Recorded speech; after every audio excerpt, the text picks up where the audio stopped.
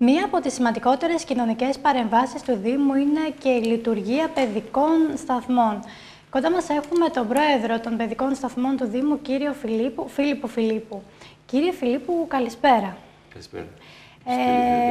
Λοιπόν, να ξεκινήσουμε με πόσους αριθμούς, πόσους παιδικούς σταθμούς, βρεφονιπιακούς, έχει ο Δήμος.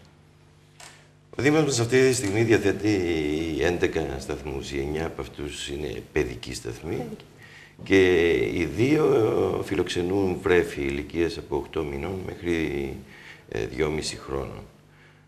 Ο ένας, μάλιστα, ο δεύτερος μας βρεφικός σταθμός λειτουργήσε φέτος και με αυτόν τον τρόπο υπερδιπλασιάσαμε τη φιλοξενία των βρεφών, που ήταν ένα σημαντικό πρόβλημα για την πόλη μας. Για τα νήπια? Για τα νήπια λειτουργούν άλλοι 9 σταθμοί.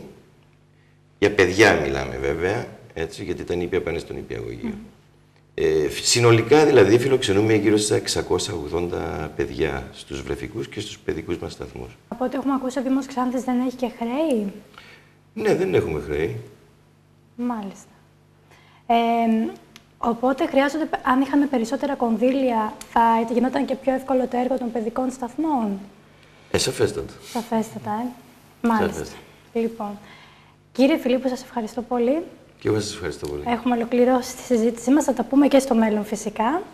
Να σας καληνυχτήσω. Ευχαριστώ πολύ. Καληνύχτα. Και εμείς να συνεχίσουμε το δελτίο μας.